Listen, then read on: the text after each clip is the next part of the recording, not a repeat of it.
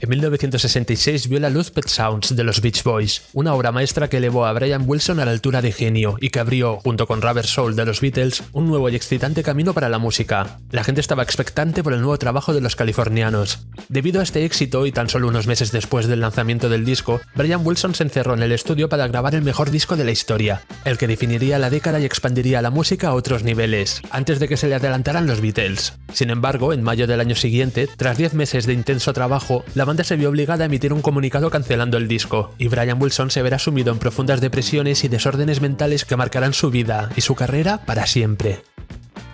Esta es la historia de Smile, el disco perdido que pudo cambiar la historia de la música.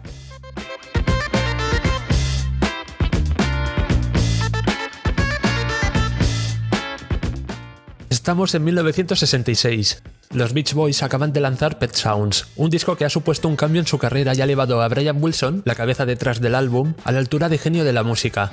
Antes de este disco, los Beach Boys eran una banda de hits adolescentes, los cuales hablaban sobre surf, chicas californianas y coches. Sin embargo, durante la gira promocional de Beach Boys Party, Brian Wilson, quien había dejado de girar debido a su ansiedad y pánico escénico, se sumergió en la producción y concibió Pet Sounds. Inspirado por Rubber Soul de los Beatles, Wilson creó un álbum profundamente introspectivo y estimulante. Introdujo arreglos orquestales y una variedad de sonidos inusuales que desafiaban las convenciones del pop y el rock de la época, y sus letras pasaron a explorar temas profundos, como el amor, la pérdida y la búsqueda de significado.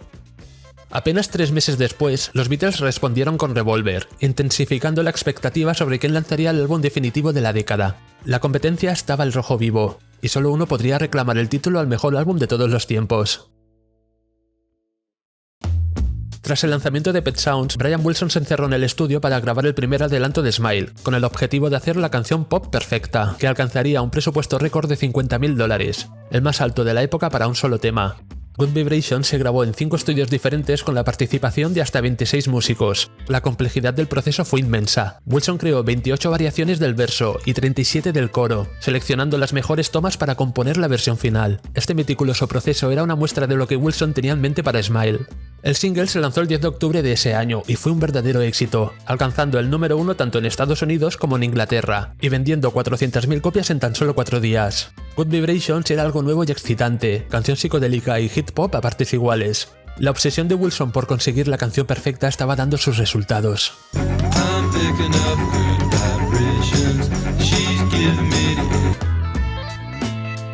Tras el lanzamiento de Pet Sounds y el éxito de Good Vibrations, los Beach Boys llegaron a un acuerdo con Capitol Records acordando que su nuevo disco saldría a la venta el 15 de enero de 1967, un plazo de apenas 3 meses para no enfriar el hype que se había creado con el single. Capitol inicialmente respaldó a Wilson, incluso contrató a Derek Taylor, ex jefe de prensa de los Beatles, para promover a Brian Wilson como un genio musical. Taylor empezó a sugerir a la prensa que Smile no solo sería una obra maestra, sino posiblemente el mejor álbum jamás grabado. En una entrevista con Melody Maker, Brian Wilson afirmó que Smile sería una mejora de Pet Sounds, y Dennis Wilson llegó a decir en Hit Parade que el disco que estaban grabando era tan bueno que hacía que Pet Sounds apestara. Antes de sumergirnos en la odisea que fue la producción de Smile, creo que es importante entender los desafíos personales que Brian Wilson enfrentó durante años. La presión y los maltratos que sufrió de niño por parte de su padre le dejaron raíces profundas que afectaron a su bienestar mental. A finales de 1964, Wilson sufrió un ataque de pánico durante un vuelo, un evento que fue para él extremadamente intenso y angustioso. Este incidente lo llevó a dejar de viajar y a tocar con la banda en shows y a centrarse en las tareas compositivas. A esto se suma la inmensa presión de superar los éxitos que habían sido Pet Sounds y Good Vibrations. El público y la prensa lo aclamaban como un genio musical, constantemente comparándolo con los Beatles, lo que solo aumentaba la expectativa de que su próximo proyecto sería el mejor disco de la historia. Además, Wilson lidiaba con el abuso de sustancias alucinógenas, lo que, muy probablemente, exacerbó sus problemas mentales. Con este trasfondo, Wilson se embarcó en la creación de Smile y en agosto de 1966 comenzó a trabajar en las primeras canciones con la ayuda de Van Dyke Parks, un joven letrista y arreglista. A diferencia de otros compositores, Wilson se encargaba de la composición, arreglos y grabación, y quería ser el mejor en todos ellos. Aspiraba a superar a Paul McCartney en composición, a Phil Spector en producción y a competir con los mejores arreglistas de su tiempo. Describió el disco que estaban grabando como una sinfonía adolescente a Dios. Con el concepto y las canciones ideadas por Van Dyke y Brian empezaron a grabar. Al principio las sesiones eran productivas y todo iba bien encaminado. Capitol empezó a promocionar el disco en prensa, llegando a vaticinar que en enero venderían más de 1 millón de copias. Incluso llegaron a imprimir más de 400.000 portadas del disco, el cual se empezó a anunciar en tiendas de música con grandes carteles. Pero durante los últimos meses de 1966 todo cambiaría.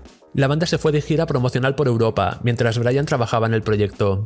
Cuando se fueron, en octubre de 1966, el disco estaba más o menos encaminado, pero cuando volvieron, justo un mes después, el proyecto se había descontrolado. Wilson empezó a dudar del disco y no paraba de hacer cambios y correcciones que eternizaban las grabaciones. Cambiaba de estudio de grabación si el lugar no le transmitía buenas vibraciones. Cancelaba sesiones con los músicos ya reunidos, cosa que costó mucho dinero a Capitol, y en su búsqueda del sonido preciso para la canción, hacía tocar a los músicos de estudio el mismo acorde durante horas. Muchos de los ahí presentes afirmaron que el punto de ruptura de Brian fue durante la grabación de la canción Fire. El compositor vistió a todos los músicos con cascos de bombero de niño mientras él llenaba de humo el espacio. Ese mismo día, un edificio contiguo al estudio se incendió. Brian creyó que su música estaba embrujada y que esa canción era la causante del incendio, por lo que decidió descartarla.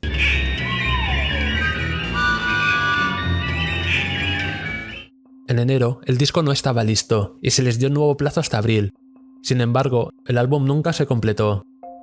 La tensión creciente entre Mike Love, otros miembros de la banda y el círculo cercano a Wilson, encabezado por Van Dyke, exacerbó la situación. Brian estaba cada vez más paranoico. Temía que los Beatles pudieran robarle las canciones, e incluso llegó a pensar que era el blanco de una conspiración encabezada por Phil Spector. Otro punto que se comenta que fue el desencadenante del fin del disco es el lanzamiento del single Strawberry Fields Forever de los Beatles en febrero de 1967, al sentir que ellos habían logrado lo que él tanto ansiaba. En mayo de ese año, con Brian Wilson en un estado mental deteriorado, la banda anunció oficialmente la cancelación del proyecto. Más de 150 horas de grabación fueron archivadas.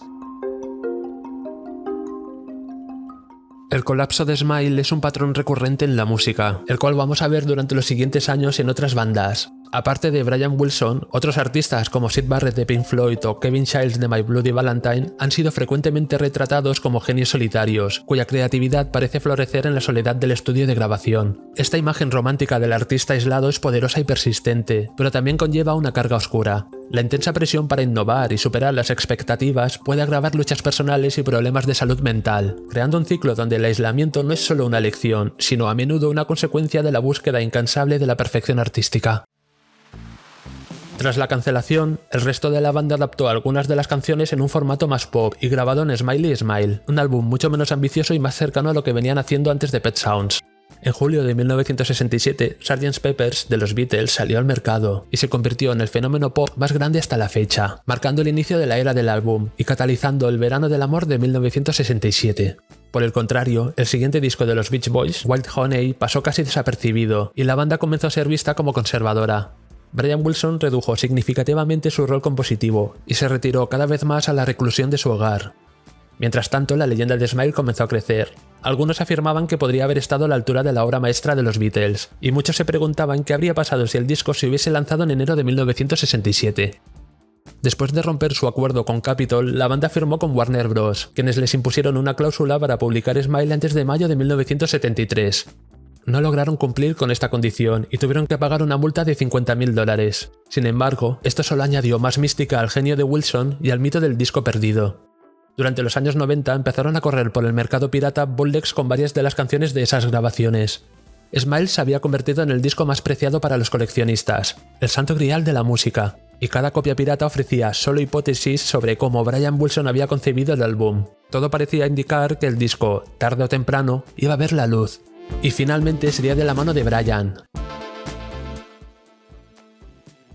En 2004, el público pudo al fin escuchar la visión del compositor de lo que podría haber sido Smile. Su disco recibió elogios por parte de la crítica y sirvió para apreciar cómo Wilson había planeado el proyecto. Esto permitió que en 2011 se lanzara al fin una edición oficial de Smile con las grabaciones que hizo la banda durante esos 10 meses de los años 60.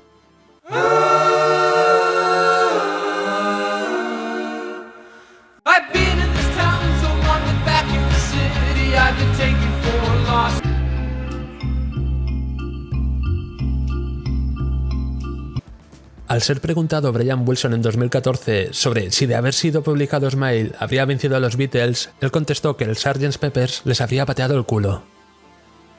Si te ha gustado el vídeo, no olvides suscribirte al canal para no perderte ningún contenido futuro. Un saludo y nos vemos en el próximo vídeo.